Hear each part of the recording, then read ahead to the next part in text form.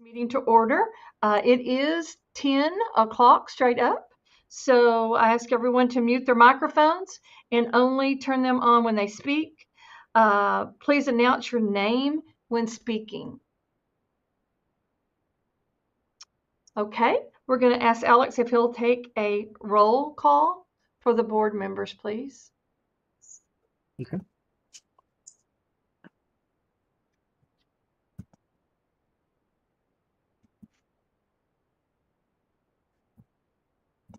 Okay. Ron Jemison.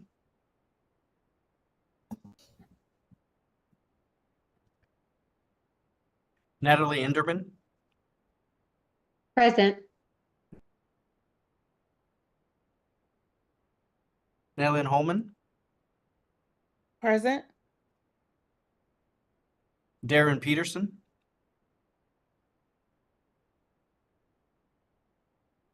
Laura Valdez. Present. Aurora Farthing.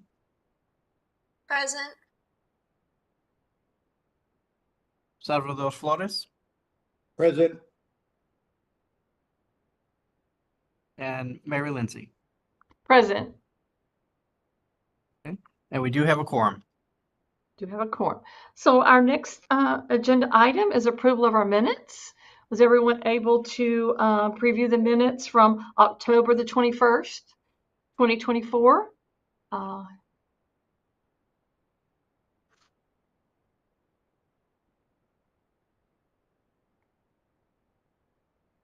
I'll need someone to make a motion to accept the minutes as written. Natalie Enderman, I'll make a motion to accept our October 2024 minutes as presented. Thank you. Now we need a second, please. Laura Valdez, second. Thank you, Laura. So we need to have a roll call vote on that, Alex? Okay.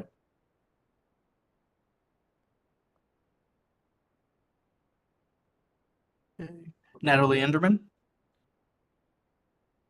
Approve. Nellyn Holman.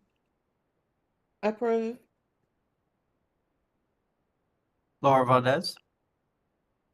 Approved. Aurora Farthing, excuse me. Approve. Salvador Flores. Approve. And Mary Lindsay. Approve. All right. Thank you all. Thank you. So we'll move on to our agenda item D. And this is our public comment. And so we have 3 public comments today. And I think you were aware as members that we sent out, we had 2 and 1 has been added. Alex has let us know that. So I want to make sure that I'll let Miss Bello, Miss Diaz, and Miss Songer.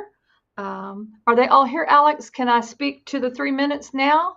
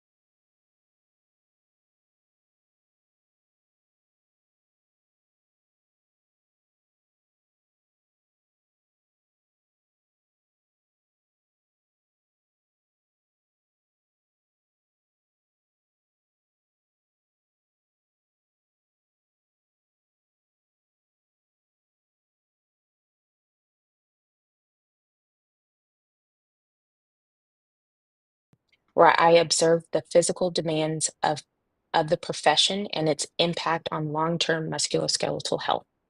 Through my capstone project, I found that many beauty professionals experience discomfort or injuries related to repetitive hand movements, prolonged standing, awkward postures, and tool usage. These issues can lead to chronic pain, decreased work productivity, and even early career exits. However, simple ergonomic strategies such as proper tool positioning, stretching routines, and workstation modifications can significantly reduce these risks. Given the prevalence of these concerns, I strongly encourage the board to consider integrating more ergonomics and joint protection education into the Texas Barbering and Cosmetology.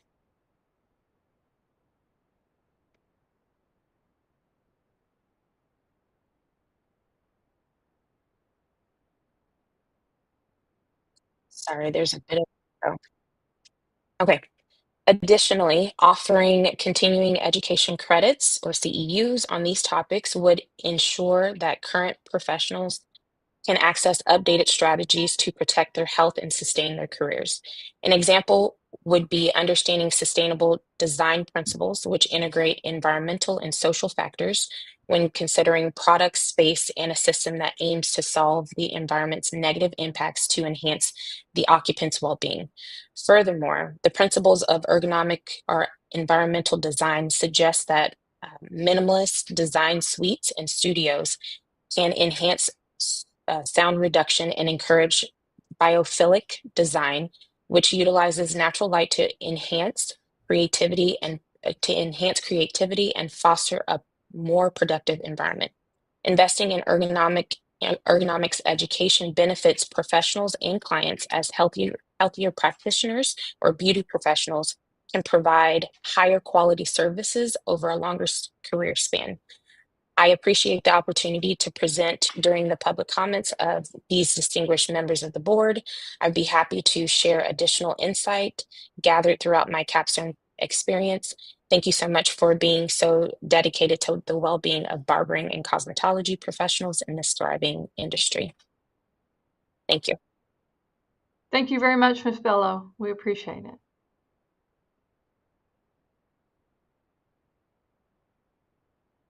Okay, now our next public comment will be Ms. Diaz, but I think Alex says there may be another name on that from what I had heard earlier. So I don't know what it will say on the screen, or but that is the same person. So we're going to welcome her to our public comment.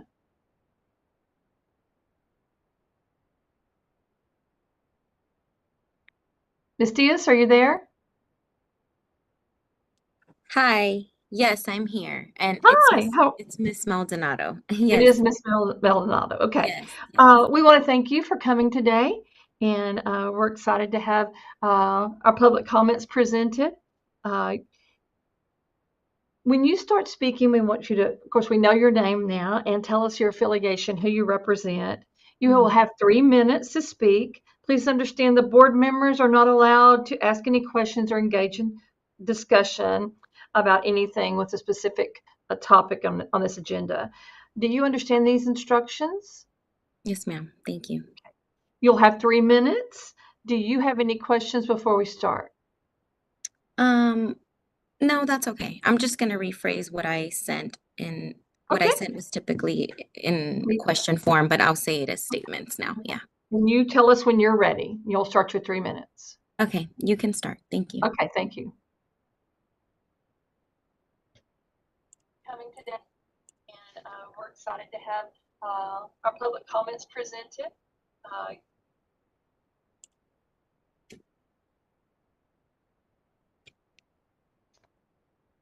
Okay, so Please understand the board members are not allowed to ask any questions or engage.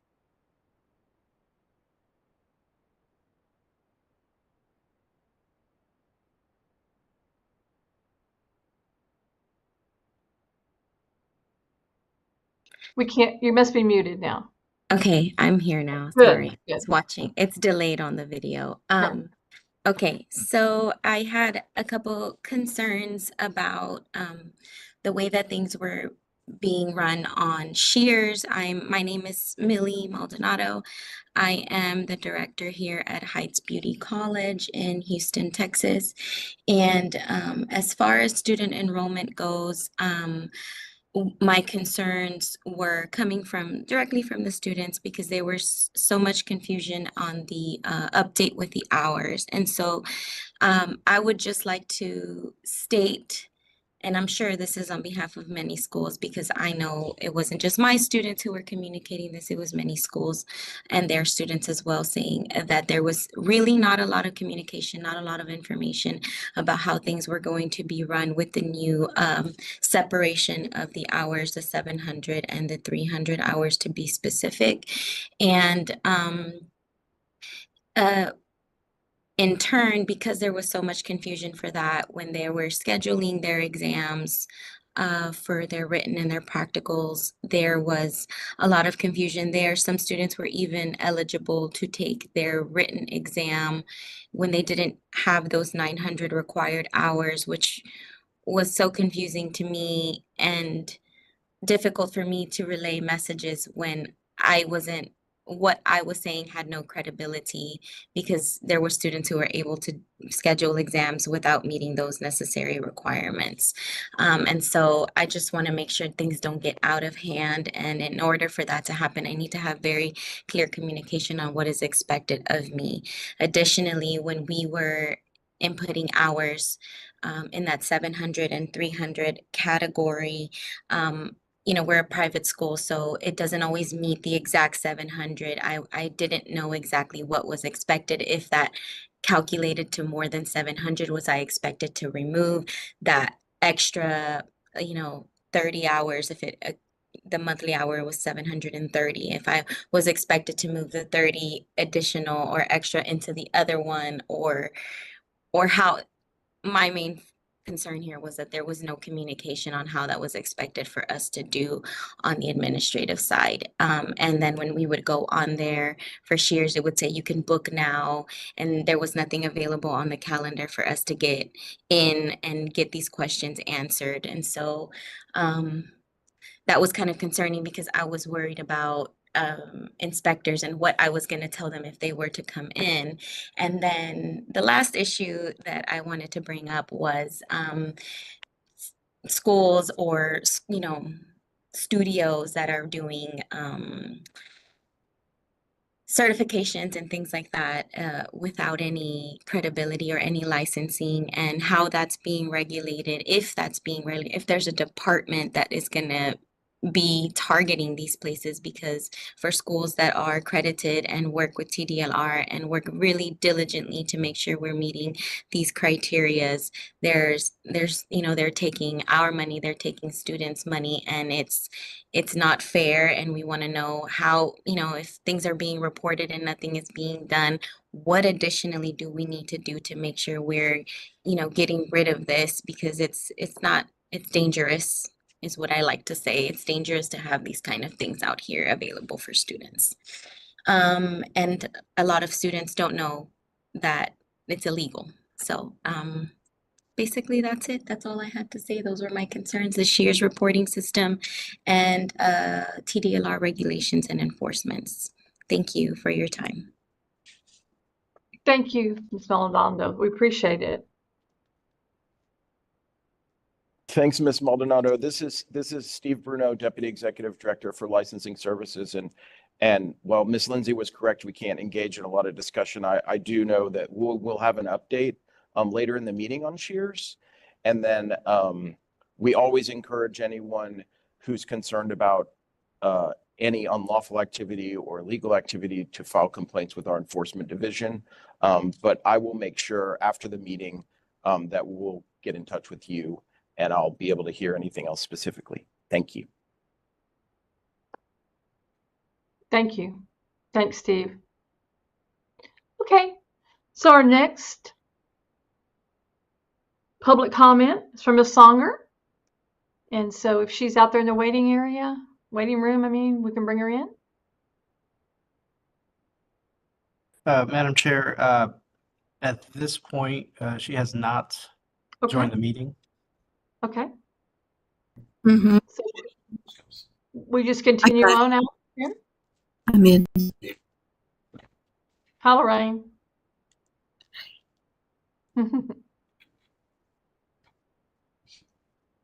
Thanks, y'all. We're Okay. just making sure Lorraine got in. Right. So that concludes our public comment, or will that be pending Alex if she comes in?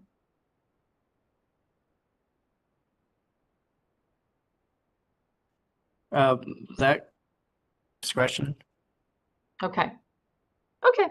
So Alex, excuse me, Chair Lindsay, Alex, would you be able to know if she does pop in, and then we could alert the chair, and then she could decide? Okay, thank you. good. Thank you. Thanks, Alex.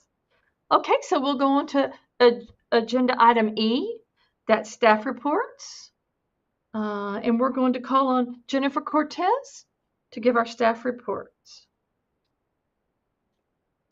Good morning, members. Can you hear me? Yes. Mhm. My name is Jennifer Cortez. I'm the licensing team lead for this program.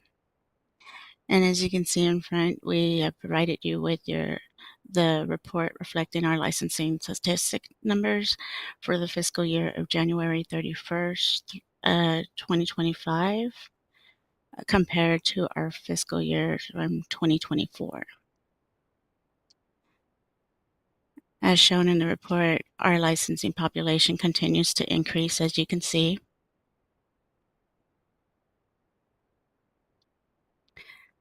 Moving on to the numbers of contact for our team, we have received over 4,000 emails, contacts this fiscal year. Our response time for these emails with the staff is within 1 business day, unless a record requires more research or extensive research.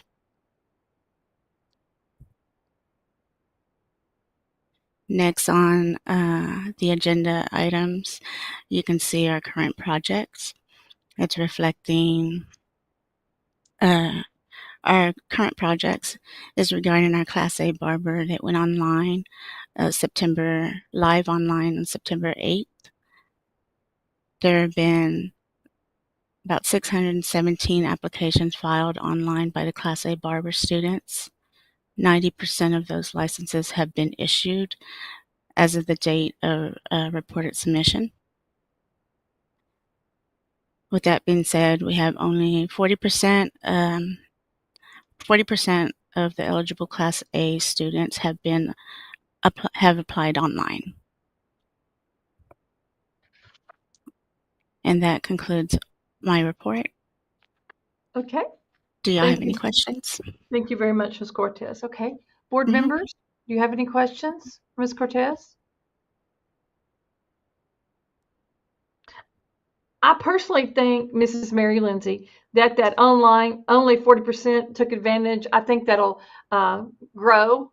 I think people just still don't know about it, but I think that's a great asset to students that are eligible to apply for their license once they pass their exams. I think that will grow because I know that's been sought after. So I'm thinking that will help each individual. Anyone else?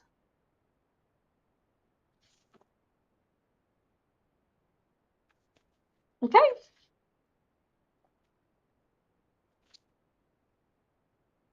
So now we're ready for our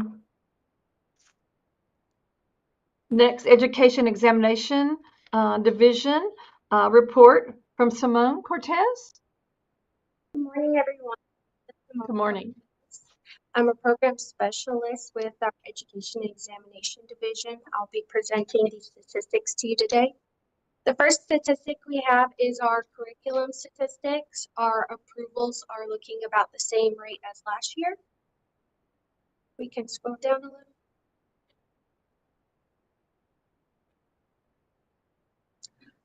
Next, we have our cosmetology continuing education statistics. These numbers are also looking similar to last year's for the second quarter.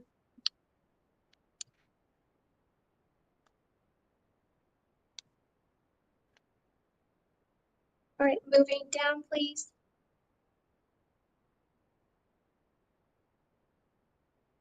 Here we have all of our barber and cosmetology exam statistics. We're looking slightly up from last quarter.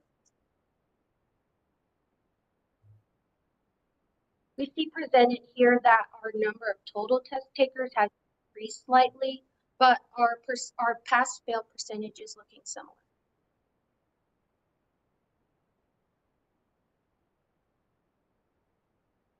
And finally, we have a few updates. Since the last time we've met through September, we've conducted 22 live sessions, one of those being held in Spanish, and we plan on continuing to schedule those sessions for everyone. We also have had final updates made to Shears that went live this morning. For resources, we've continued to add to our resources page, even creating a new video for our dual credit. And we're also working on a new school manual that will be out to the public soon. For exams in December, we held a Barbering Cosmetology ERC where our SMEs reviewed items. We have another barber ERC scheduled in 2 weeks so that they can re-reference the items for the new Milady Pivot Point book. And the whole group is scheduled to meet again at the end of June. Do you have any questions?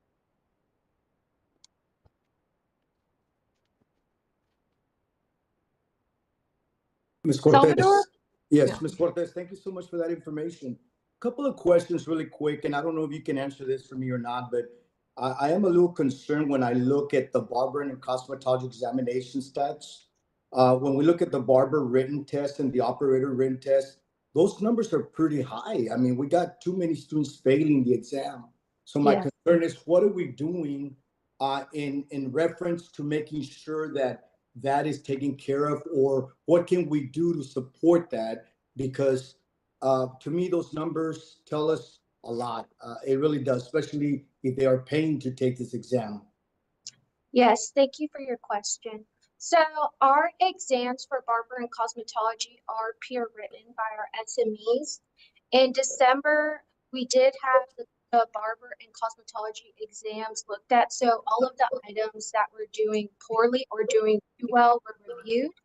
And those updates will be made live this March. Actually, they were just made live in Saturday, March 1st.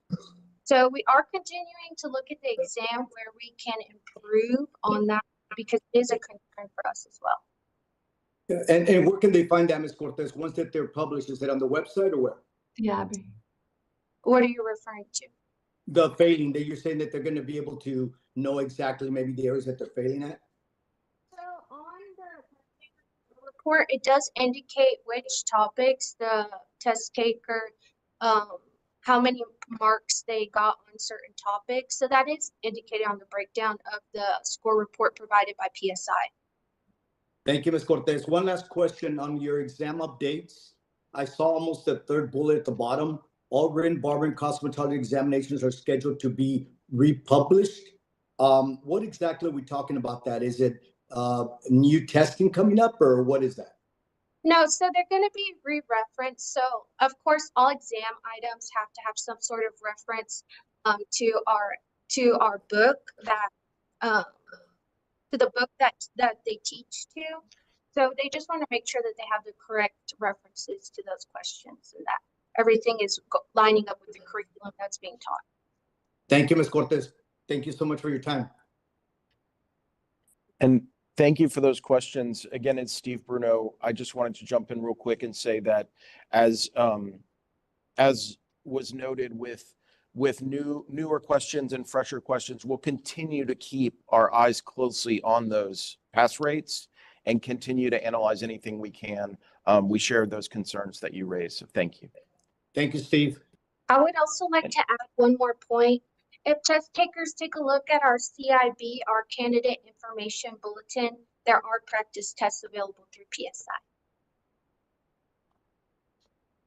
Thank you for that. And Presiding Officer Lindsay, if I may, I did want to quickly ask Lorraine Sroof from Education and Examination to jump in. We did have a quick mention about the Shears update, and I'd like to ask her to jump in and just give us a little bit more about that. I know that that's something that's definitely been a hot topic. Most definitely. Before we get away from this topic, I'd like to make two comments myself. This is Mary Lindsay, and I know that I've been around the state this last week or so and have heard concerns about students not getting their breakdown sheets from PSI after testing. I know the school can verify the student, not by name, but that school students went to PSI, but the student does not get their breakdown. Now, I don't know if there was a problem with print, with emailing it, but there's been big problems all over the state with the students receiving their breakdown of how the test went for them. And then I have another concern about the curriculum for schools. When we broke down this 700 and 300, we were told each school that was already approved with their curriculum would get a new curriculum approval. As far as I know, many schools have not received anything about that, have not received their new curriculum approval. We need to know, do we need to resubmit? We were told a long time ago that we were going to receive those. We didn't have to reapply, but now we're concerned that we don't have our approvals posted where we're supposed to have them posted. So we need to know, as the schools, do we need to reapply for our curriculums, because many of our curriculums are not caught up with the new 700, 300. We were just with the 1,000-hour curriculum. So that's a concern for schools. Thank you. And yes, Steve, I'm ready for Lorraine whenever she's ready. I have a question about before we leave, I have a question about the testing. Yes, ma'am. So just back to the peer review on the test. So when they go back and review, are they just reviewing the questions? Are they reviewing the questions, or are they reviewing just the topics? So do the students do they know like which questions they got wrong? Or are they just getting just the topics that they need to work on? So are you referring to the ERC, the exam review committee, or are you referring to the score report that students receive when they complete their exam? I'm really referring to the exam review committee. Okay, yeah, so during the ERC, they review actual questions from the test. Okay.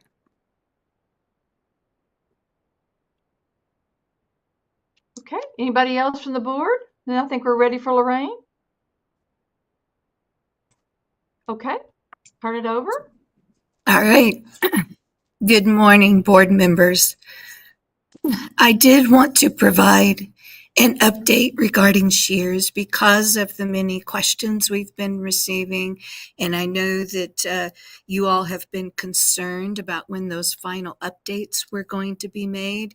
And I am happy to say the final updates were made and went live into production this morning at approximately 8 o'clock this morning. We have been monitoring to make sure that there are no issues being seen. I went in myself and did not see any concerns or issues. Everything seemed to be working well. This is going to definitely help with those concerns that were mentioned earlier regarding the reporting of the hours. All of the hours will be reported under one permit, and those hours will no longer be broken up between the two. We will continue to track the hours as they're reported, as far as making sure students do complete 700 core hours and 300 specialty hours to reach that 1,000-hour minimum. But we will no longer be requiring schools to report those hours separately to us. I think that's definitely going to help. We heard a lot of feedback from the schools, issues they were having with enrollment, reporting hours, and so this will totally eliminate all issues. This will also hopefully address any of those issues that we had with exam eligibilities. And so we are monitoring that as well, because we do want students to be able to get in there and schedule their exams as soon as they're eligible. So we are monitoring that closely to make sure there are no more issues with those exam eligibilities.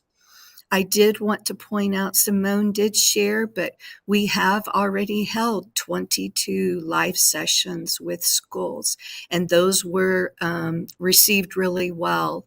That way we're able to address concerns and questions immediately with a group of schools instead of making just those one-on-one contacts.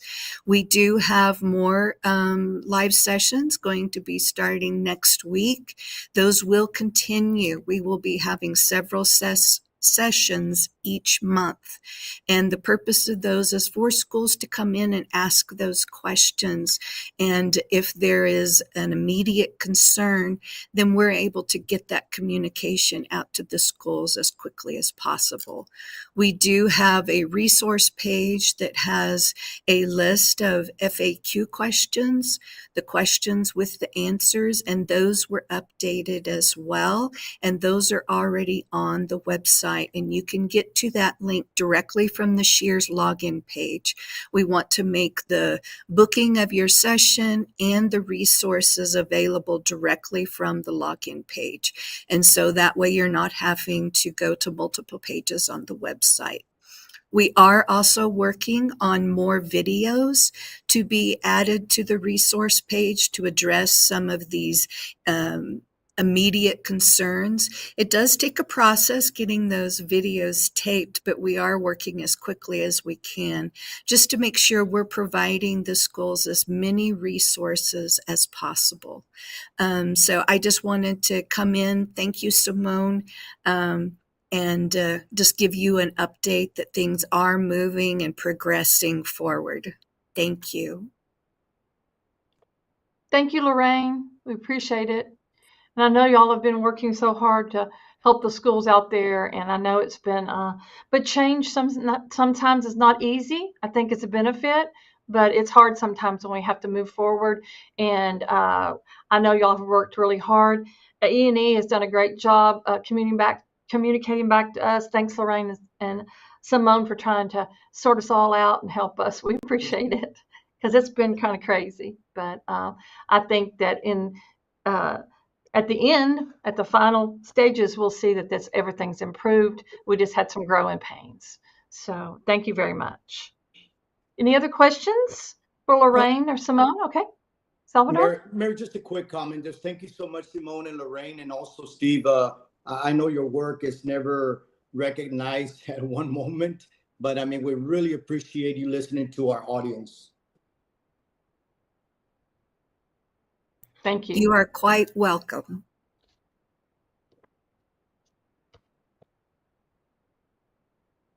So Lorraine, something we might look forward to at one of those sessions, we could ask about the curriculum status for our schools. Because I know that sometimes we kind of micromanage and we're all worried.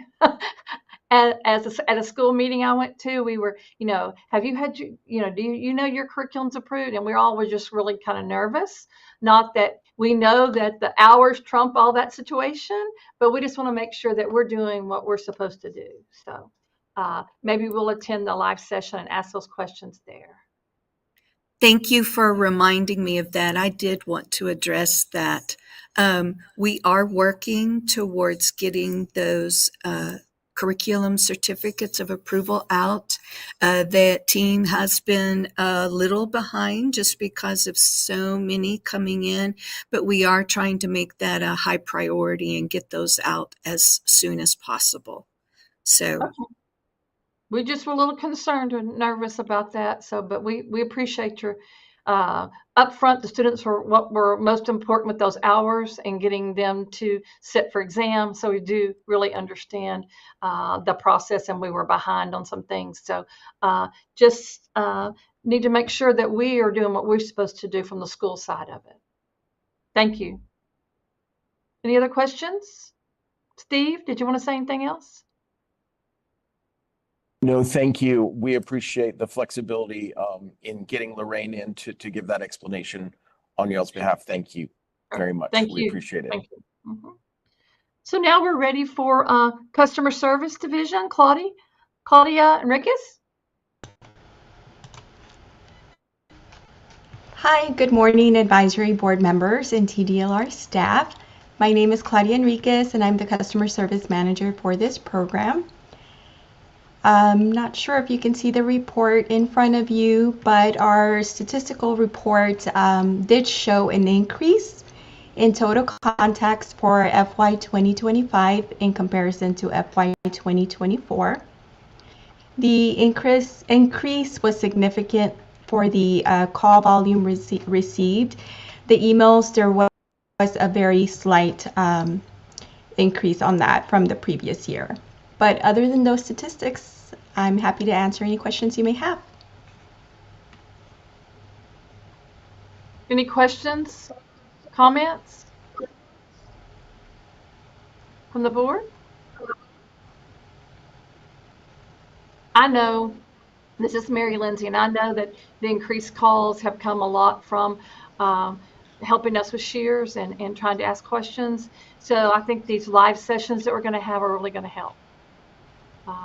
But I know that y'all had to have a lot of patience with us because everyone was trying to manipulate the new system that we were thrown into. So thank you very much for giving us this report. Thank you. Questions from the board members? Any comments? Okay, so I guess we'll go on to number 4 on our agenda is enforcement divisions for Morgan Cummin, our prosecutor.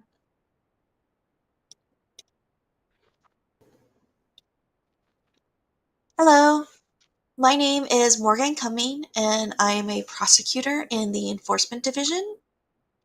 And I am here to provide you with the enforcement report. At the top of page 1 is the division's performance measures.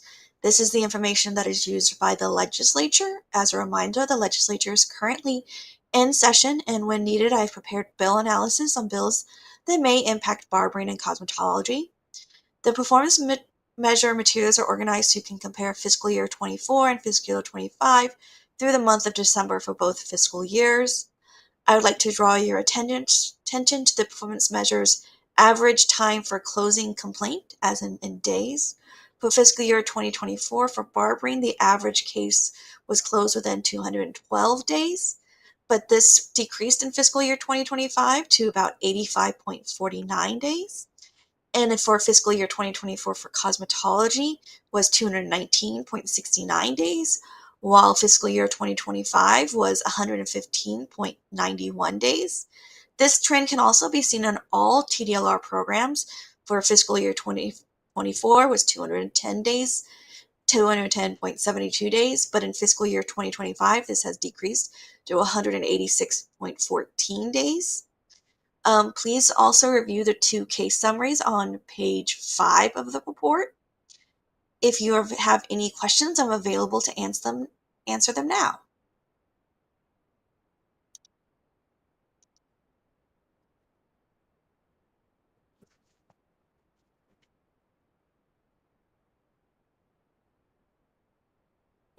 Any questions from the board?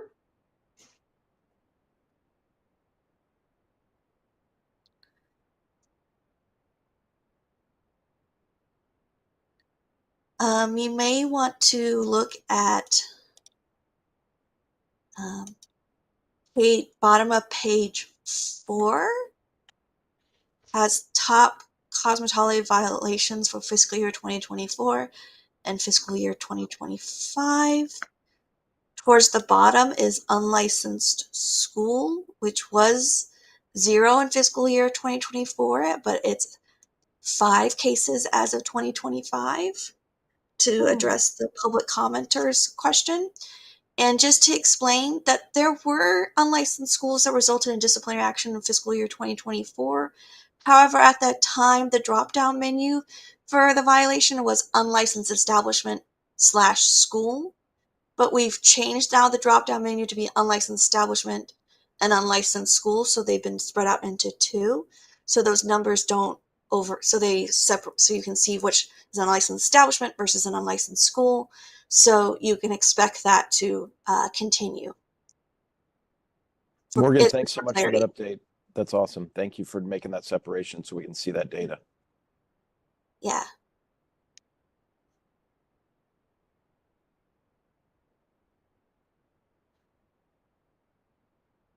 And it looks like we may have a question. Yes, Salvador? You're on mute, Salvador. Can you hear me now? Yes. All right, yes, thank you. No, just a big shout out to Morgan and her team. I do want to say that I can look at the caseloads and they're pretty high. And we appreciate you all because I know it's not easy to go out there and put your faces out there and just tell people, what's not happening. And we really, truly appreciate that.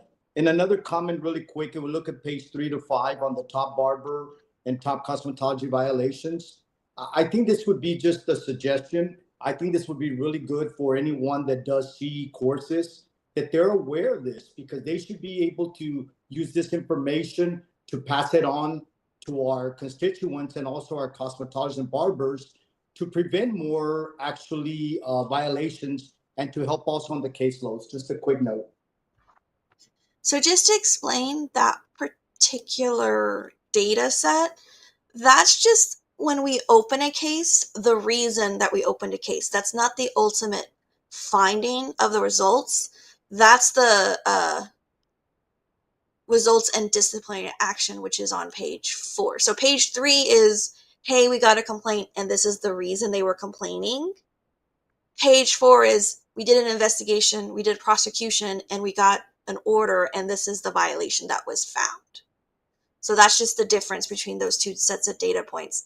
But we track both of them. But yes, I think it'd be a great idea for continuing ed to go after this. And just speaking on myself as a prosecutor, when it comes to the unlicensed schools, typically what happens is we catch the former student who got the certificate that's pretty much not anything, and we go after that person for operating without a license. And typically, if we get enough information through the investigation, if that person is cooperative, we then open a case against the place they went to, the alleged school they went to. So we do follow up. We don't just go after the person. We could then go after who they got that certificate from.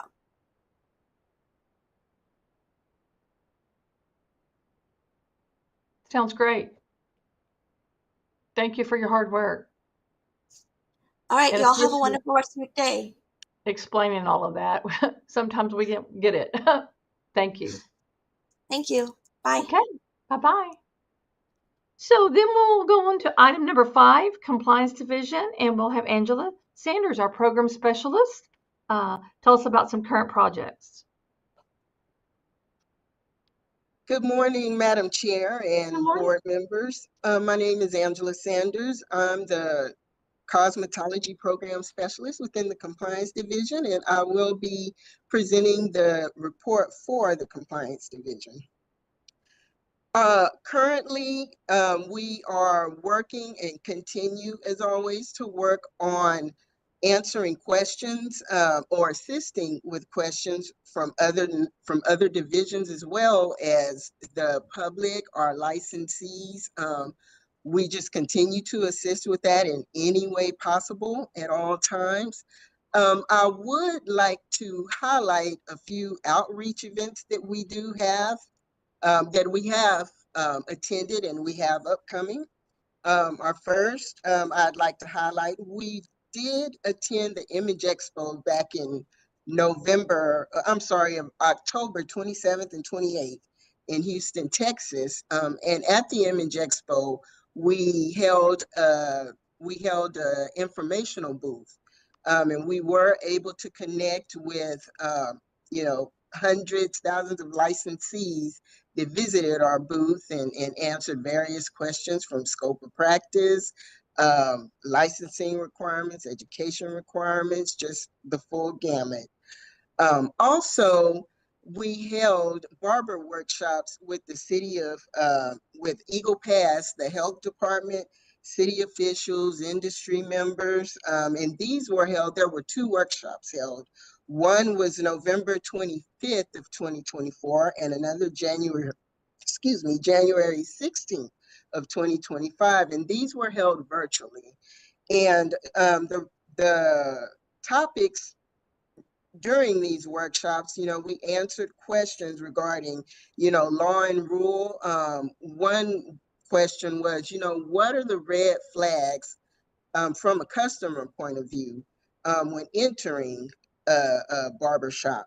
So that was part of the discussion, as well as complaint process. And it was a successful, they were both successful workshop sessions.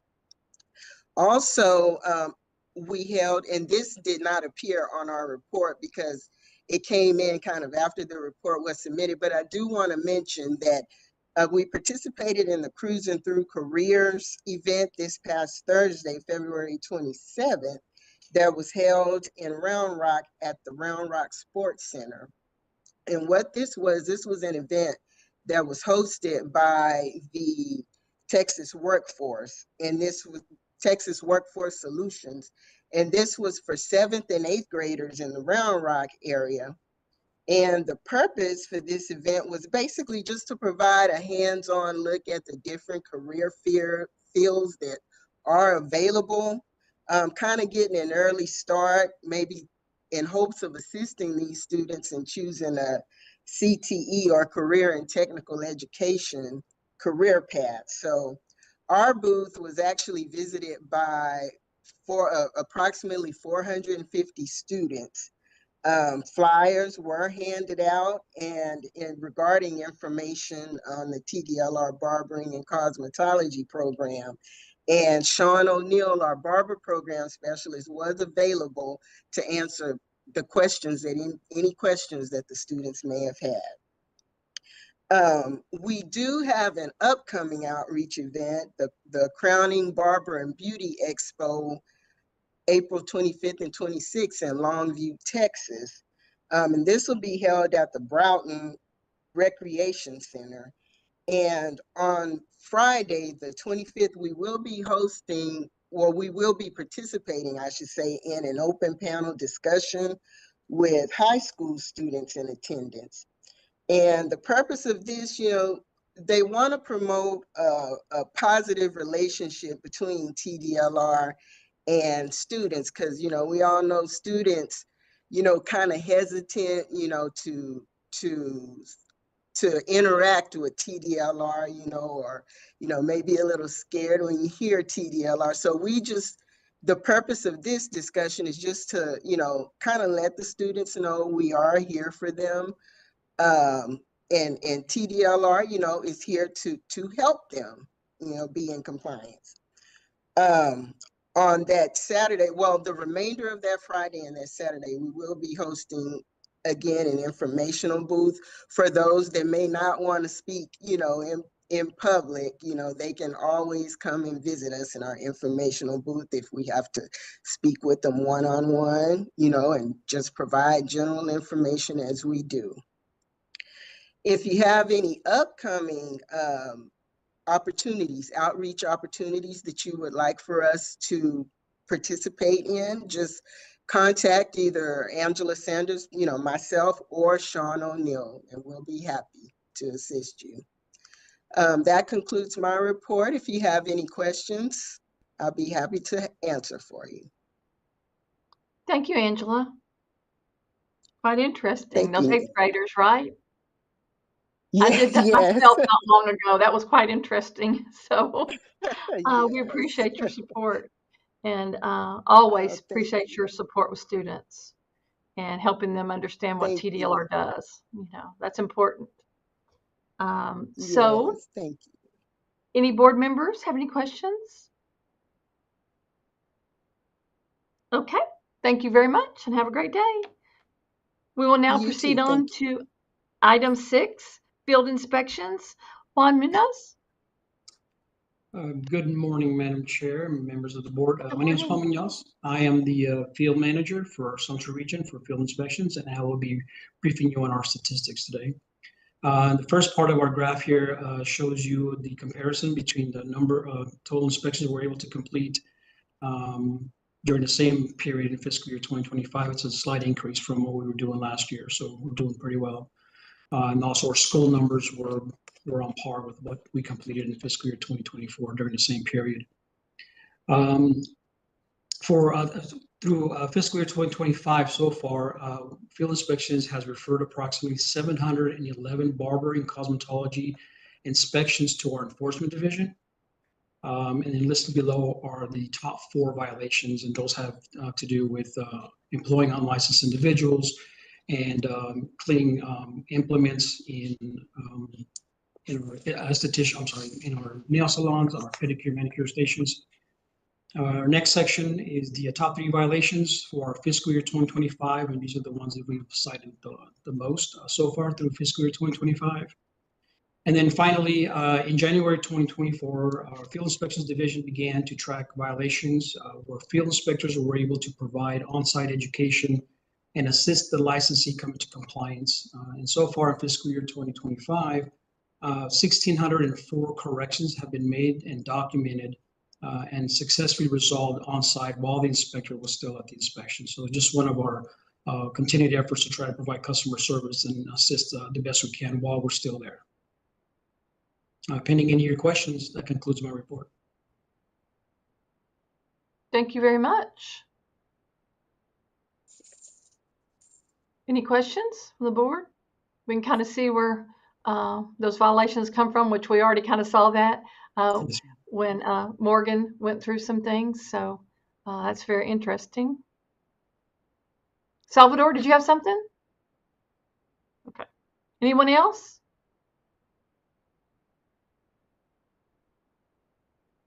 Okay. So now we're at item number 7, and I think that's Mr. Bruno, and he will talk to us a little bit about what's going on in the state and the legislative updates. Thank you very much, and thanks for joining us always. Thank you so much, Presiding Officer Lindsay. Hi, everyone. I'm Steve Bruno, Deputy Executive Director for Licensing Services here at TDLR. Licensing Services comprises the divisions of licensing, customer service, and education and examination.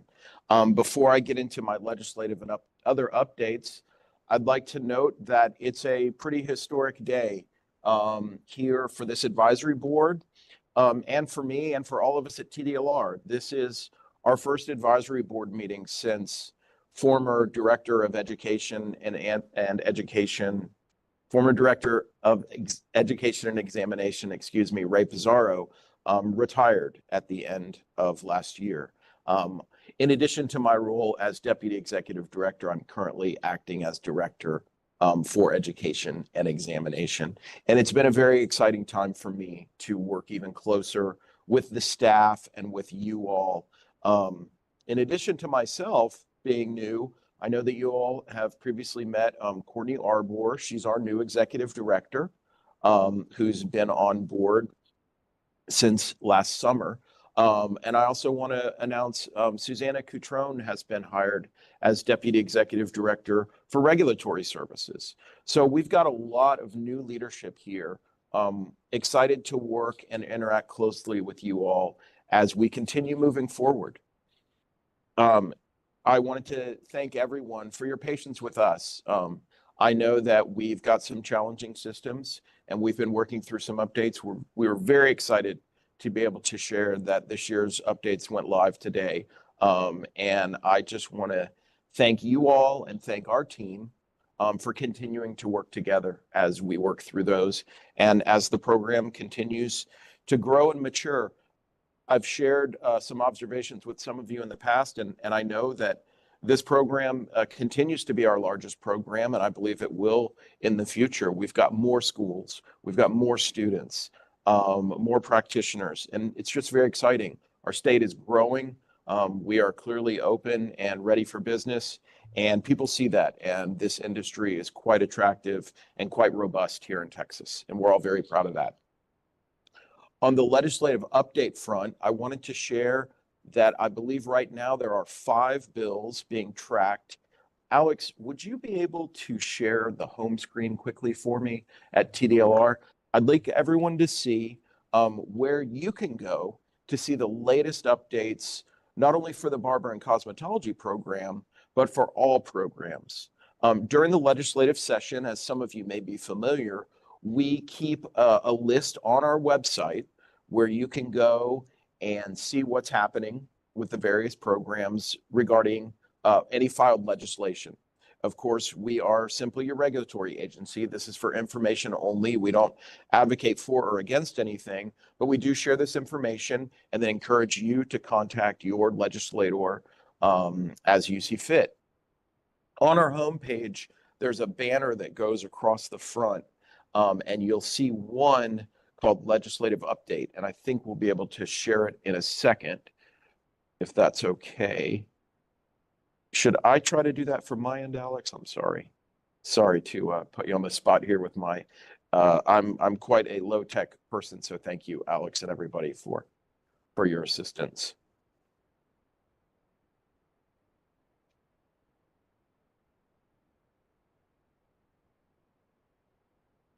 So as you'll see, that is our home screen, and I'll ask you to push the arrow to move through right next to Find a New Career, Alex. There's an arrow where you can move our hot topics to the right. If you go scroll down just a little bit, yep, right there. And then if you'll just move the menu over to the right, yep.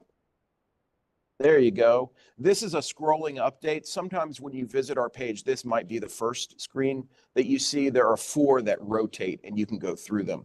So this is the legislative update I wanted you to see. And if you'll click Learn More, thank you, Alex, and scroll down, this is just a list of all bills, and you'll see it's listed by program. So if we'll scroll down just a bit, we'll get to Barbering and Cosmetology.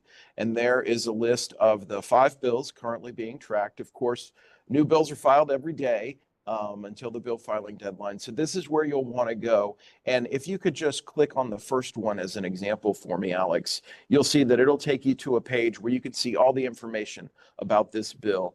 And that second tab to the right of history, that text tab, that's going to allow you to view the text of the bill. And as you all who have seen this before and worked in this, as the session progresses, these lines will be filled up if there's a committee hearing and there's a committee substitute or possible amendments. This is where you'll go to see everything related to these bills.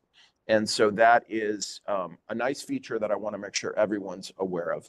And Alex, thank you again for sharing that. I'll just ask you to go to a home page one more time.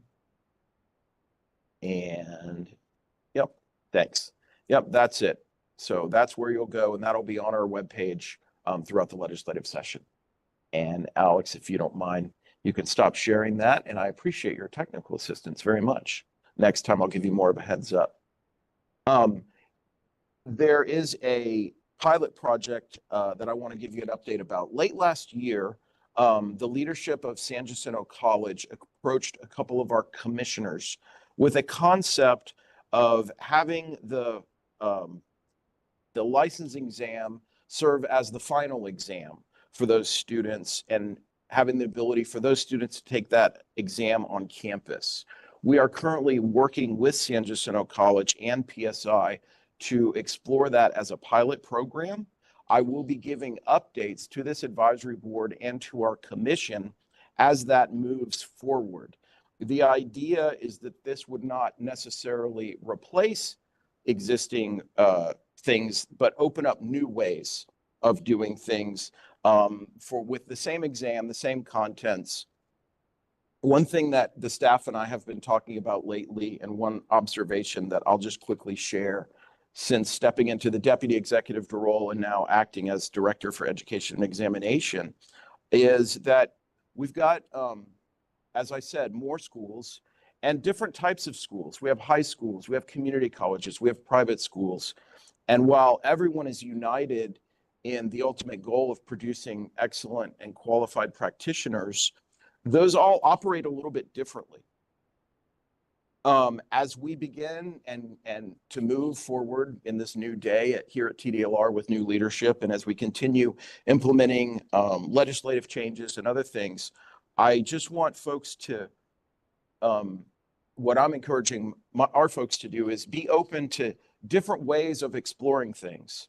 We're always going to follow the statute, of course, and we have Derek and Athena to help us with that. But if there are ideas or possibilities where we can have other ways of doing things or newer ways of accomplishing things, we want to explore those. And so that's where this came from, this approach came from. And as I said, I'll be continuing to update you all as we move through that. That was all I had in my prepared comments, and I'll be happy to answer any questions or comments, Advisory Board Chair Lindsay and Advisory Board members. Anyone have any questions or comments for Steve?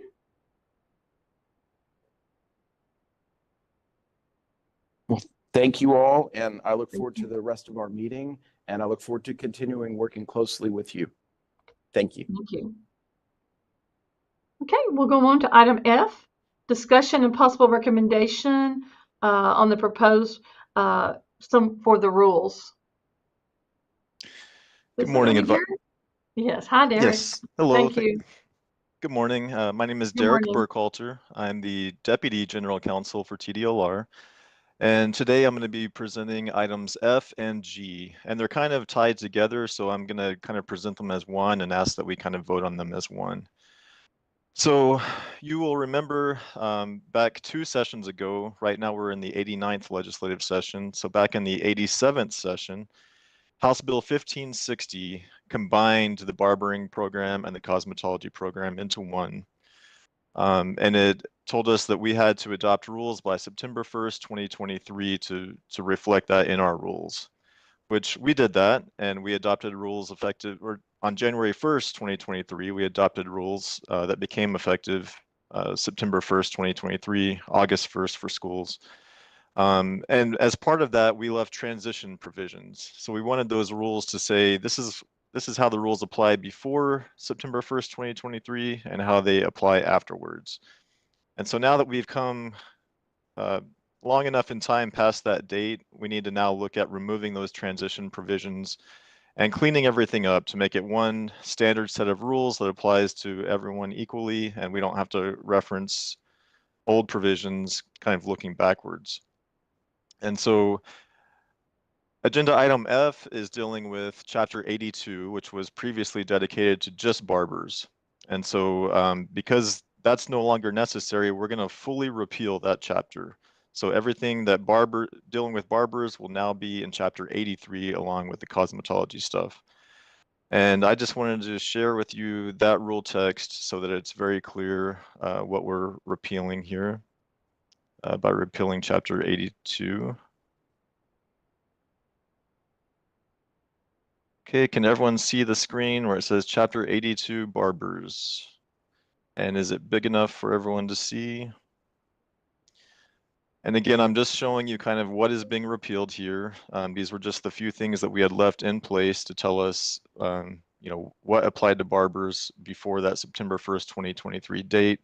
So we're repealing definitions. Just going to scroll through here. The old license requirements before September 1st, 2023. And then the fees that applied before that date. The curriculum standards that were before August 1st, 2023.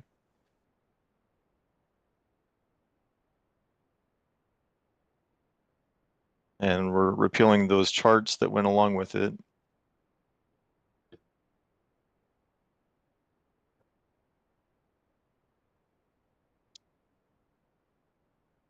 Okay, and the standards for all the various specialty license for barber.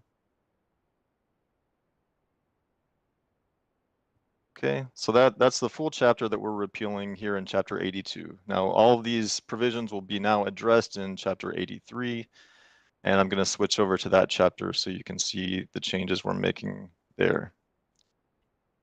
Okay, so hopefully you see chapter 83 on your screen now. Yes. Okay. So section 83.2, this was a whole section of transition provisions to explain for each license type, kind of how it all ties together. This whole thing is unnecessary now. So I'm just going to scroll through these. And this is going to make your law and rules book much narrower. Okay, so then we get to the definitions section, which this is text that we're keeping. Okay, and you're going to see some cleanup changes here. We've deleted esthetician / manicurist, and we're going to replace that further down with manicurist / esthetician. And that's just because that was the way the statute phrased that, and we want to have consistency between the rule language and the statute language so that there's no confusion. So, you know, everyone can keep calling themselves esthetician, manicurist if they want, but just for purposes of clarity, we wanted the rule text to be accurate. The definition for eyelash extension application, first we're changing and to or here, and that's just for clarity to say that you don't have to be doing both of those to fit the definition. And then we're adding this line here, and this is just to clarify that this definition does not include a temporary strip or cluster of eyelashes attached to the lash line with an adhesive. So this is a question we get often, and we just want to make clear that we do not regulate these cluster lashes. Okay, and you'll see a few other cleanup changes where we just, it's a non-substantive change where we just want the definition to be clear. Here we removed an obsolete reference to cosmetology students because now all of our students are equal. And you'll see in 26, like as I said, we added manicurist / esthetician. It's the same definition as we had above. We just relocated it because it's in alphabetical order.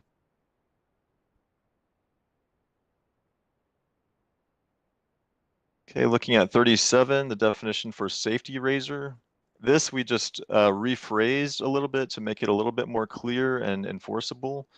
So now it will say a razor that is fitted with a guard positioned between the entire cutting edge of the razor and the skin in a manner that reduces the risk of cutting the skin. So this will address safety razors. Apparently there are some that have a guard that doesn't cover the entire blade. We wanted to make sure that the guard does need to cover the entire cutting edge of the razor. Okay. So that's all the changes to the definition section. And I can't see questions on my screen, so feel free to chime in if you have any questions, and I'm happy to stop. Okay, and we're... Quick question. Yes. Just when you went back to number 15, the eyelash extension application, what was your reasoning on the underline?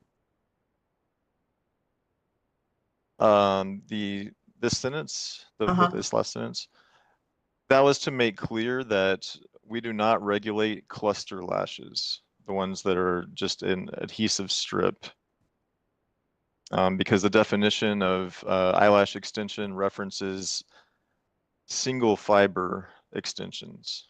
Mm-hmm. And so that by its nature excludes cluster lashes because they're not a single fiber attached to an eyelash. But are you saying that TDLR doesn't regulate strip or clutch eyelashes, or that's just part of this definition? So the definition provides what we do regulate, And this is saying that this is outside of our regulation. So if someone did cluster lashes for money, it's not covered, it's not regulated by TDLR. On the practical exam, don't they do a strip lash? No. No, No, not anymore. no, it's gone. Okay, thank you.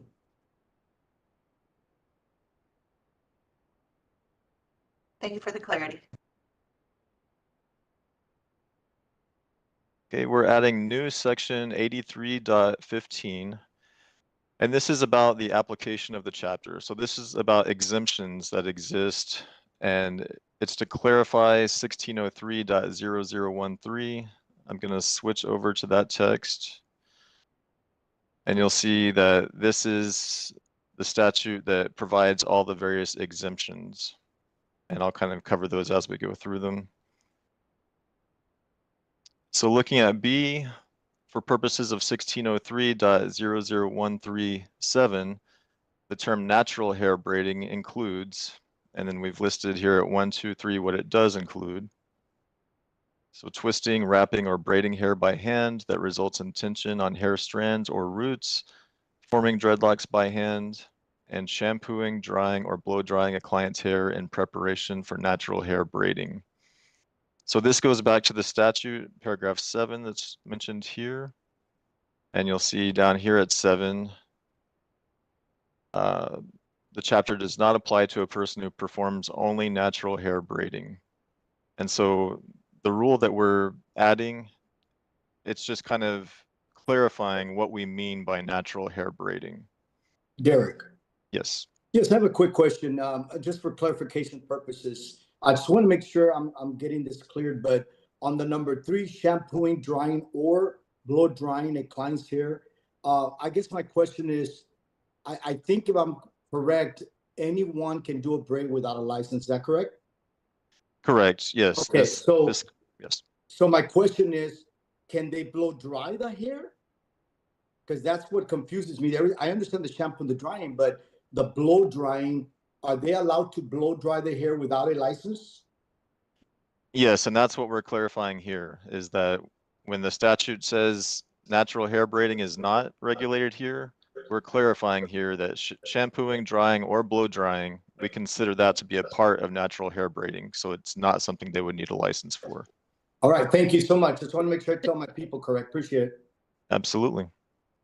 This is Angela Sanders. I just want to reiterate, as far as the blow drying goes, the blow drying is in reference to if they are performing a braiding service. You know, they don't have to have a license to perform blow drying while performing a braiding service. However, any other time, yes, a license will be needed to blow dry style of hair. Thank you, Angela. That's a very good distinction to make. You're welcome. Okay. And then in subsection C, we are saying the things that are not included in natural hair braiding. So you do need a license to do these things. So it's the application of dyes, reactive chemicals, or other preparations to alter the color or structure of the hair, the use of chemical hair joining agents or adhesives, such as synthetic tape, keratin bonds, glue, or fusion bonds, or the use of tools such as needles and thread to braid an individual's hair or to attach commercial hair. So those things are not natural hair braiding and don't fit under the exemption. Okay. Subsection D, we're clarifying that for the purposes of paragraphs 4, 5, and 6 of the statute, which I'll show you, the term cosmetic service includes any barbering or cosmetology service. Okay, so looking at 4, 5, and 6. So 4 is here. Anyone who provides a cosmetic service as a volunteer or an employee performing regular duties at a licensed nursing or convalescent, custodial, or personal care home to a patient residing in the home. So again, the key word here is cosmetic service. And we see that term also in paragraph 5, cosmetic service, and also in 6, cosmetic service. So the statute defines a cosmetology service It does not define a cosmetic service. And so because we want to broaden the scope to include barbers as well, what we're doing in the rule is we are saying that for purposes of those 3 paragraphs, when you see the word cosmetic service, it also includes barbering. So it's any barbering or cosmetology service. So we don't think the statute drafters intended to limit that to only cosmetology providers. So we're clarifying that it also extends to barbering licensees. And then in subsection E, we do something similar, and we say for purposes of paragraph 4 and 5, when you see this term licensed nursing or convalescent custodial or personal care home, well, it's referring to a person who holds a license under Texas Health and Safety Code, Chapter 242. And that's a specific term that's used in that code chapter. So we just want to make it clear that this is a term of art. It's a term that's used in a different statute, and it actually is referring to a different license that must be held basically for nursing or personal care homes. So that's just a clarification we're making there. And we're adding subsection F, which is clarifying paragraph 5 of that statute, and says whenever you see the term operator license, it includes any practitioner license. So let's look at paragraph 5. Again, it's the same one here, but it uses the term operator license. Now the statute defines what a cosmetology operator is, but it doesn't define operator, the term by itself. And so we don't think the drafters meant to restrict it to only a cosmetology operator. And so our rule is just saying, when you see that term there, we're saying it means any practitioner license. So any licensee can utilize that. Any questions on that? Okay. Okay, so here it looks like we're adding new 83.20. Really, we're replacing the old one. I'm going to scroll down a little bit and you can see the old language. Now, this was the provision that we had in place to show the licensing requirements before September 1st. So we are just taking that part out and we're replacing it with the current requirement. And this used to be at what's currently at 83.200, which was the licensing requirements for September 1st, 2023 and afterwards. Now we're just going to make it the standard license provision for everyone without regard to time. And so there's really nothing new here to this language. I know it looks like it's all new, but it's really just being relocated from 83.200. And we're getting rid of the old language. Okay.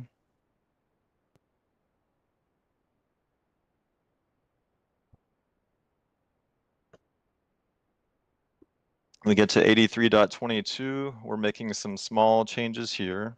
So this is license requirements for establishments. And we're just adding this new subsection D here. A single establishment license may be issued for multiple units or suites operated as a single establishment within the same building or premises. So this clarifies an issue that has come up a few times for our team, and that's people asking, well, if I own, multiple locations within the same building or within the same shopping center or strip, do I have to have 2 licenses for each location within that building or premises? And this says that you don't have to have multiple licenses as long as you're operating those as a single establishment. So it would have the same business name. You couldn't have business A and business B. No, then you would need 2 licenses. But if you're operating them together as if they're a single business, then we're only going to make you get 1 license for that. So that provides some clarity for our team and for licensing generally. And then in 83.23, so this is license requirements for schools. We add new subsection F, and it basically says the exact same thing. You can do the same for school. If you have multiple units or suites and you're operating them as a single school within the same building or premises, then you only need a single license for those. Okay. Moving along to continuing education requirements. So here in H3, we just have a clarifying change because it's just changing the 83.120 is being removed. So it's obsolete.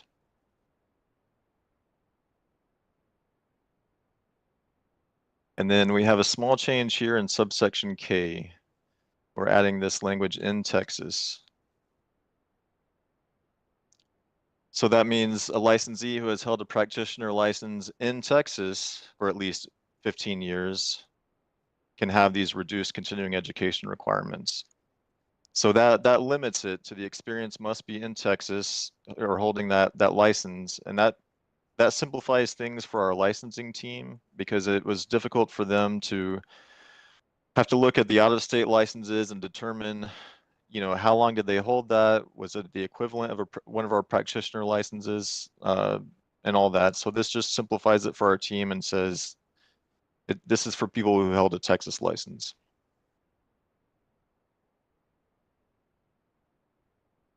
Okay, moving on to 83.28, substantial equivalence and provisional licensure. Okay, here in A6, we're removing some obsolete language.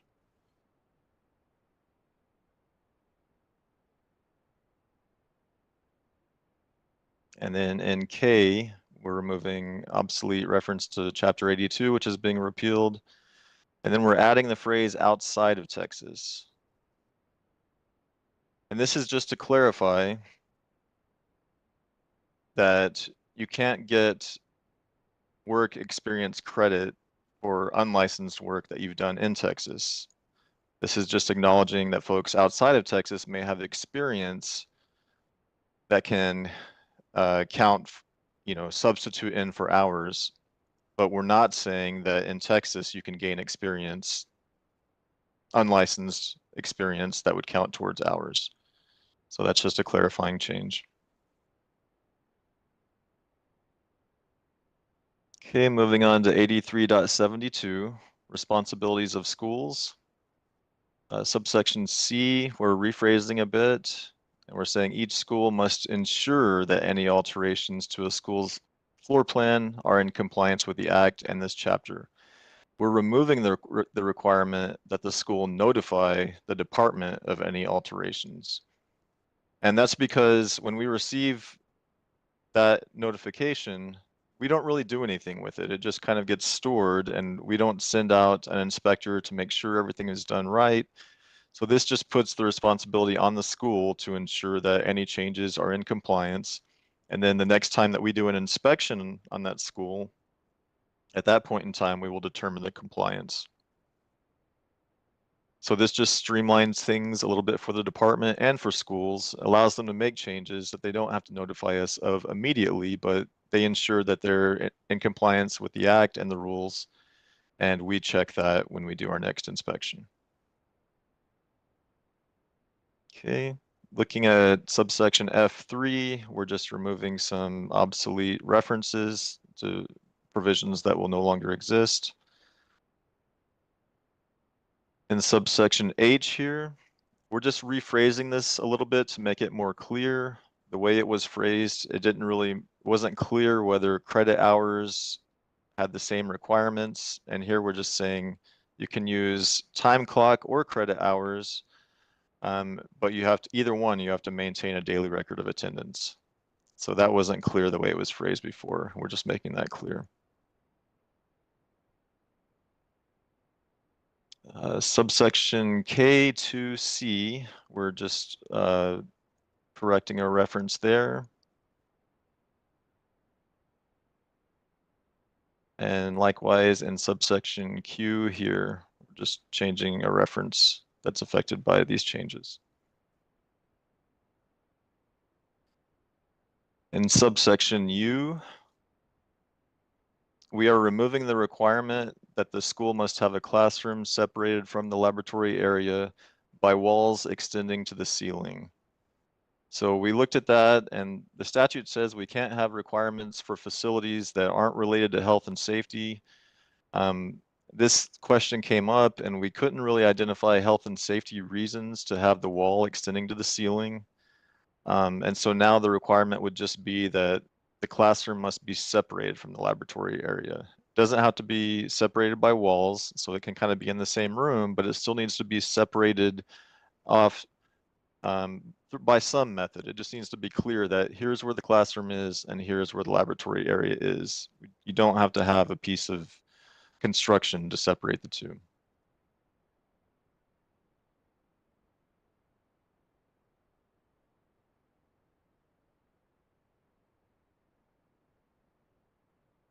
Okay, in subsection V, we make a few changes to 1.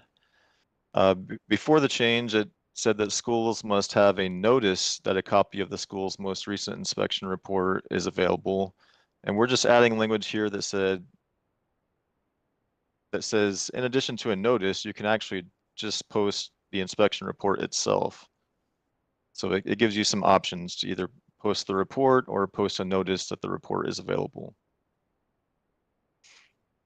And then in V3 here, and this is with regard to the sign that says school student practitioners, we're just adding the option that you can just use the sign that's provided on our website, the one page 8.5 by 11 sign that we provide. We're just formalizing that in rule and saying that that is an option that you can use. And then in Y, we add a requirement that a school must not allow an instructor to teach services that are outside the scope of the instructor's practitioner license. So this just ensures that people are teaching within the scope of their own practitioner license. And we're holding the school responsible if they allow someone to teach outside that scope. Okay. 83.80, this is kind of like the licensing section above. It looks like we're creating a whole new section, but really we're just replacing the old one that was before September 1st, 2023. We're deleting that one and just making the new language the new 83.80. So nothing is actually changing with the fees. We're just moving things around and getting rid of the old stuff.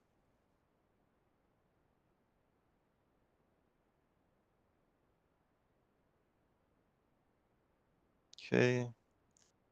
And we're removing 83.120. Oh, Mr. Flores, you had a question? Yes, sir. I just want clarification. I don't know if you already passed page 24. I was trying to catch up with you on the fees for section, I think it was B. Then we went into letter law and rule book. I think it's letter I. Looks like it's F right here. F. Yes, I'm sorry, F. My bad. F, where it says law and rule book. Yes. Yeah, just my question really quick. I just want clarification. So the book is still going to be included with a $50 fee, or is this saying that now they're going to be charged for it? For the operator license, is that what you're talking about? Yes, sir. Or barber, probably now. And barber. Good morning, advisory board members. Mr. Salvador, I can speak to that. The law and rule book will continue to be part of the license application and the license renewal fee. This is just if somebody wants to order a book outside of that application or renewal time. Okay, that sounds really good. Thank you, Ms. Lopez. The only thing I was thinking that maybe, because there's going to be people probably thinking the way I'm reading it too, maybe we need to add something they're saying or extra, maybe an extra book, because it sounds like you're asking me now that I will have to pay $14 for this book and it's already included. Just an FYI. Thank you. Okay, we could make a clarifying change. We could put in parentheses additional copies.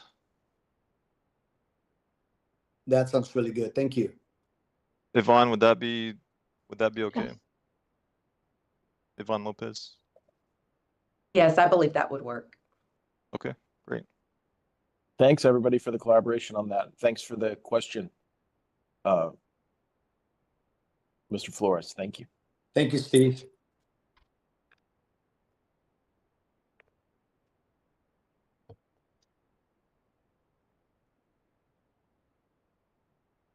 Okay.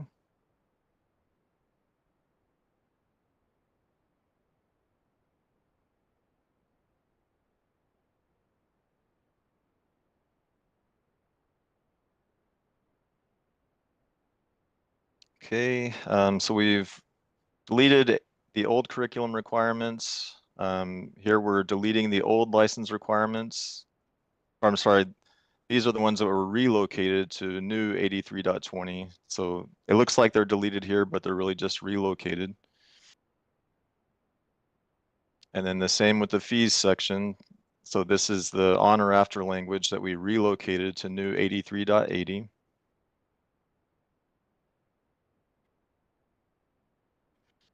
And then 83.202 will stay where it is, and it will contain the curriculum standards that are on or after August 1st. We're getting rid of that phrase because now it's just going to apply everywhere. And we've made a few little tweaks throughout here. With A1, we just kind of added the little title here, core hours, and we thought that that would help make clear to everyone that this is the 700 hours that apply to both the cosmetology operator curriculum and the Class A barber curriculum. And so these core hours, they can, if you take them once, they can apply to both. And then I have a question on A1. Okay. Can we remove makeup since that is not regulated by the state of Texas? Because it's for Cosmo and barbers are not interested in makeup. It's the last sentence. Okay, so right here. Yep. Well, that may be something we want to consider changing in the future. Our intent here was not really to make any substantive changes. These are kind of just more cleanup changes, but I think we would want to get our subject matter experts involved in that conversation. And removing that would possibly have a fiscal impact that we haven't calculated into this yet. So subject to Angela Sanders, if you're still on the line, feel free to weigh in, but I'm thinking maybe this is something we can look at possibly changing in the future. No, because we're doing barber and Cosmo, and now barber doesn't have makeup. It didn't have a makeup listed on it when you put it to this 4 hours. And I did verify on your TDLR website that makeup is not regulated by the state of Texas. Correct. People who are just providing makeup as a standalone service are not regulated under this chapter, but some of my colleagues are telling me that makeup is still part of the curriculum. And so barbers, barbers can provide makeup services as cosmetology operators can. It's just if you do it alone as a standalone service, it's not regulated. But yeah, otherwise, it is part of the curriculum. So if we could just make note of it, because I think it's similar to the lash strip and tabbing. It's kind of in that same realm. So if we could just make a note of it, I'd appreciate it. And I do understand exactly what you're saying, Ms. Valdez. And yes, I think maybe it might be a future discussion. Maybe we should hold off just for now, but I understand 100%, Ms. Valdez. So. Okay, thank you. Number 2, we're just adding the word cosmetology to reflect the license type. We are adding what we think we inadvertently left off, which is sanitation, health, and safety. We think that was kind of implied and it's still a part of the curriculum. We just want to make sure that the rule text is accurate and reflects that. And then the same with number 3, adding that as to there also.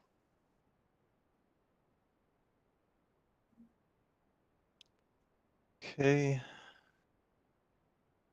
Moving on to D. So this is the curricula for the specialty licenses. In 1A for the esthetician curriculum, we're just removing some redundant language here. Sanitation law, really it's laws and rules. It's not just sanitation law. We're removing chemistry machines and related equipment because machines are already covered and chemistry is already covered. So it's just redundant language being removed.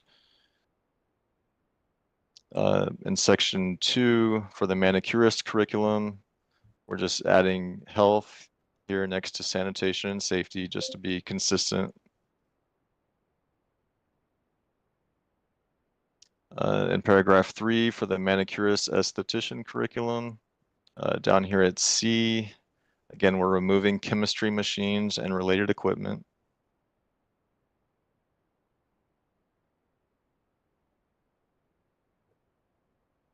And then going down to paragraph 6 for the hair weaving specialist / esthetician curriculum. In paragraph A, again, we're adding laws and rules, sanitation, health, and safety, just to be consistent. These aren't intended to be new subjects. They were just inadvertently left off. And likewise, in paragraph B, adding sanitation, health, and safety. And then in the distance education part, we're just making this cleanup about the manicurist esthetician license type. And the same change here in field trips on F2E. So these were not meant to be substantive changes to curriculum. They're just cleanup changes. We just wanted you to be aware of them. And then here we're removing subsection H, which provides transition language that is no longer necessary.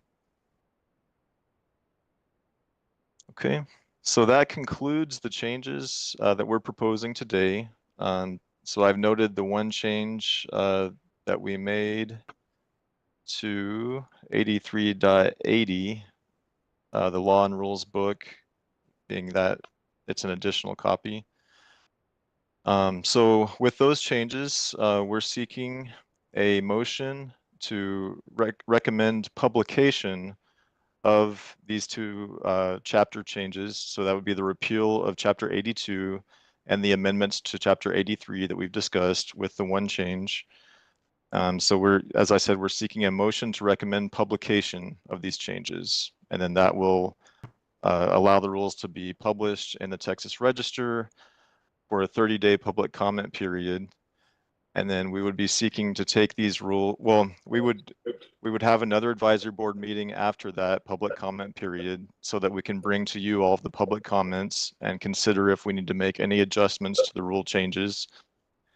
And then assuming that you were okay with those, we would seek to take these proposed rules to the commission at its June meeting. And if they were adopted there, then we would seek to have these become effective on August 1st. So I'm happy to answer any questions, but ultimately we're seeking that motion to approve and recommend publication. Thank you. This is Laura Valdez. I'd like to make a motion to approve these changes and go forward with publication. Nayland Holman Paris, I second. Is everyone in favor? All in favor? Do we need Aye. to roll call that? Yes, Madam Chair, we'll do a roll call.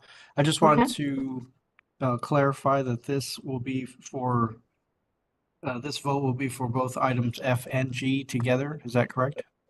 Yes. Yes. Okay, thank you.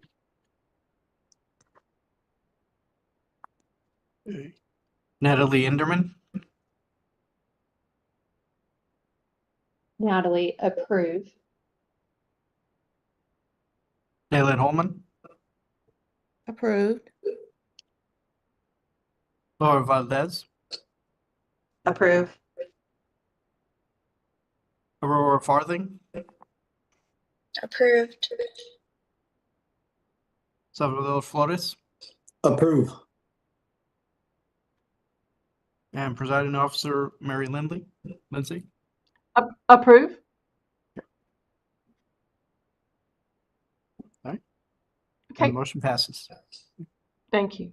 I'd just like to make one comment. When we talked about what Laura was talking about the makeup, we'll have time to make some comments, Derek, about that during our process where it's out for public comment, correct?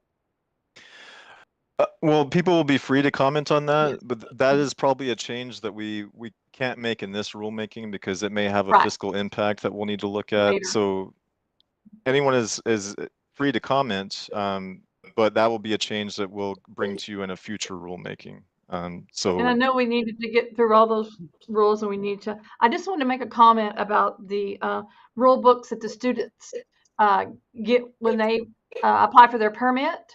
They get their rule books. I just wanted TDLR to understand that we have a real problem with that, and that I have students right now that are getting a rule book that came and paid for their permits, their $25, which includes their rule book, which they are tested on since last summer in July. June and July. So it's taking a long time when they pay for that with their permit.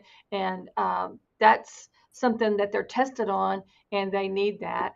And they are required by TDLR to have that rule book.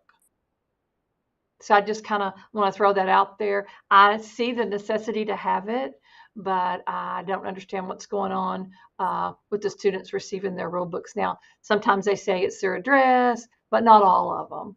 So just want to address that someday, however we can, that the students need their rule books in a timely manner. Thank you. Yes, ma'am. Thank you for that. And we are looking into it. We are tracking the number of complaints that we're receiving from schools, and we're having our IT staff look into that. Thank you for that, Ms. Pascal. Thank you. I'd like to add to that too, because we are having the same issue. And I even personally ordered extra copies so that I would have them here to get to students who aren't getting them, and did not receive one copy. I think I ordered like 15. Okay. Thank you. And I'll try to get some information from you to see if we can track that down and see what happened there. Thank you, Ms. Lopez. We appreciate it, your support. Thanks, Yvonne. Yeah, we want to check on that for sure. Thank you all for bringing that to us. And thank you, Yvonne. Okay, so I guess our vote is good, Alex. Oh, Yeah, Salvador? Madam Chair, we have a hand up, Mr. Flores. Okay. Just really quick, thank you so much for everything that we were introduced with today. But really quick, just a quick suggestion, just because sometimes I go back at my notes and I want to reach out to individuals. But is it possible that we can have the presenter's name on each division when we get the copy? I think it would make it so much easier for me to know who to contact instead of having to write it down when they're saying my name is and so on. Just a suggestion.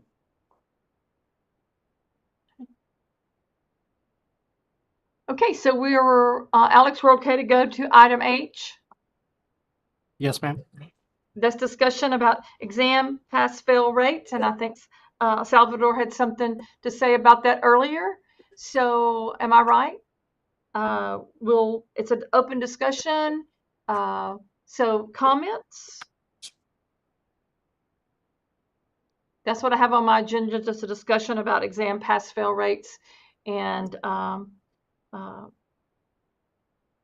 seems that this quarter it's better, but we still have a long way to go, and we're trying to support the students. And one way is that if they don't get that rule book to study, there can be a problem. Anybody want to make a comment? I know as we went through the report, we had some discussion. So we did, Presiding Officer Lindsay. I was just gonna share that I know we did have some discussion about that. We had some great information from Ms. Cortez on what we're hoping to see with the updates continue to be made to the exam. It is something that we will definitely be focused on in the education and exam department to see where these numbers are going. I don't want to hamper this discussion, but it is definitely something that's on our radar and something that we're concerned about as well. And anything that you or any other advisory board members have to share on that, we would love to hear. Thank you. Ms. Valdez? I just wanted to ask, who is on the ERC committee? The exam review committee, is that comprised of personnel from TDLR, or is it part of the advisory committee members? I can speak to that. So our ERC SMEs are licensees, of course, that we approve, but they're only comprised of the exams team, so we'll attend it. It's me and Pascal, and then our SMEs. And we do sometimes have advisory board members who are also serving SMEs on the ERC. I'm sorry, you were breaking up. I didn't hear the last comment. I said we also do have advisory board members who serve as SMEs at our ERCs.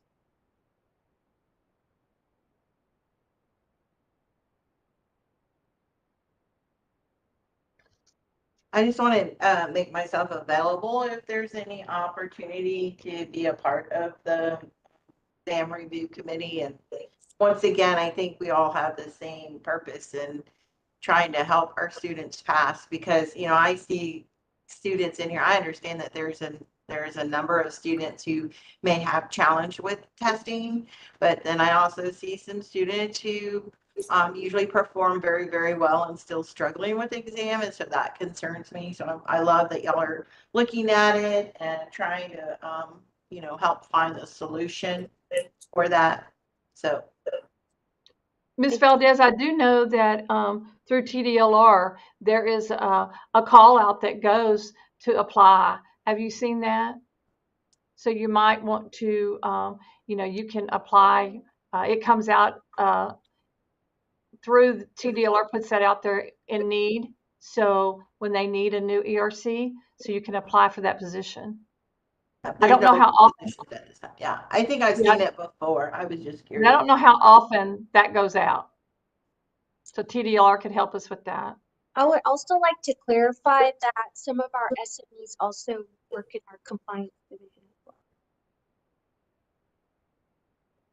But yes, I will look to see what our seats are looking like for Barber Cosmetology ERC and get that information to you. And then did I hear earlier somebody say that on the CIB there, so the PSI is providing, I know that they've always provided their own like practice exams, but is that something that TDLR is now saying that you recommend those or you approve those? I wouldn't, I'll have to get back to you on that one. I know that resource is available for our test takers, but I'm not sure what the process that goes into creating that actual practice exam is. And I will share quickly that we were aware of some issues on our websites regarding certain CIBs. They should be all clear now, and all CIBs should be up to date. Excuse me, candidate information bulletin. Those all should be up to date, and they are an excellent resource for students to see what the outline is going to be. You know, obviously it doesn't give them the exact questions, but it gives them an outline. It gives very specific details on the content of the exam. And I know for the practical, it's very scripted and tells them exactly what to expect. So that is something that is available on the TDLR website. Yes, and we encourage you to use that and let us know. Thanks, and let us know if you see an issue with them, please. That's a great research. I just didn't know if TDLR, I thought I heard it earlier, and I have never, you know, my statement has always been that the PSI practice exam is not necessarily approved by TDLR. So I was just wondering if that had changed, because I don't want people spending their money on something that if it's not going to be helpful for them. Sure, I would just say from my perspective, I think it's something that we want to make sure people's available. They know it's available if they want to use it. Thank you. So for this is Nayla Holman Paris. So for the ERC positions, Ms. Cortez, are those listed on the career opportunities page on the TDLR website? I'm not sure exactly how the invitations go out. I do know that my team lead just messaged me, and they do limit the amount of advisory board members who serve on that ERC as once to make sure it's not full. I don't know the technical word for you. Will you all allow us to get some more information and bring that back We'll to you? get that to you guys. Thank you. Thank you. Really quick, just to close it up in that perspective, I think it's important to also, you know, we got to look at the stats when it comes to determining what's causing that low failure rate. I mean, could it be age? Could it be the lack that we're now to 1,000 hours? Could it be that, you know, the PSI exam, practice exam is not really jiving? And what are we doing to support it? Because the number one thing is we want to make sure that our teachers are given what they need. Because for some of us that don't understand, if you work at a high school and the scores are low when they're not passing, possibly it could be you can even close up a program because they're not getting the results they want. So we have to look at everything in general to support everyone. And I know you guys are doing a great job, but those are things to require and to think about. It's like when a kid takes a nursing exam, they have to first take the NCLEX to make sure that they finish the program and that they're ready to take that test. So when we have our students taking the exam and they have this high failure rate, what are we doing on our side to support their teachers and everyone else? We got to look at the big picture and make sure that everyone is looked at and supported. Thank you. Salvador, I can make one comment about that. This is Mary Lindsay, and I just want you to know that the textbooks are written to 11th grade reading level. So I'll leave it at that. Thank you, Mary. I appreciate that. And that makes it a little difficult for the new changes that came upon where we start realizing that the kids, I think, if I'm mistaken, correct me if I'm wrong, they no longer might need a high school diploma. Right. So that totally affects the passing rate. And that's what I was trying to not argue, but bring across as an intention point in the future for our children that are going to go straight into this and they're not able to read the vocabulary or understand it. This is Steve Bruno. I just wanted to share a couple of comments and observations on that point. Thank you for making it. I do believe that that was a statutory change that was made. Derek can correct me if I'm wrong on the diploma requirement. I do very much appreciate the comment that you made regarding how a high school student might be a little different than other students. And that's something I was alluding to earlier. I've recognized so much that we're all working from one set of regulations, but we're working with several very different populations. Everyone's going to be getting the same license and having the same ability to be a practitioner, but these are the subtleties that I hope we can continue to explore, that I'll continue us to encourage us to talk about and explore. That, okay, well, we could make a change here, just whatever it might be, and that might impact a high school student, it might not impact a private school student, or it might not impact a community college student, or other way around. There might be a change that really impacts a private school that, just because of the nature of the school, might not impact a high school or a community college. And what I want to assure everyone, at least for my philosophy as deputy executive director, is that's okay. As long as Derek's here and Athena are here to say that we're staying within the statutes, that we may come across, especially as we're in this exciting time where we finally got all this cleanup stuff done. All those crossed out things are going to be done. And as Derek said, we're going to have a nice new foundation from which to continue growing. And I appreciate everyone's thoughts on that and dedication to making that happen, and recognizing that some changes may be for certain types of schools and not for others, but that's going to be okay. Thank you.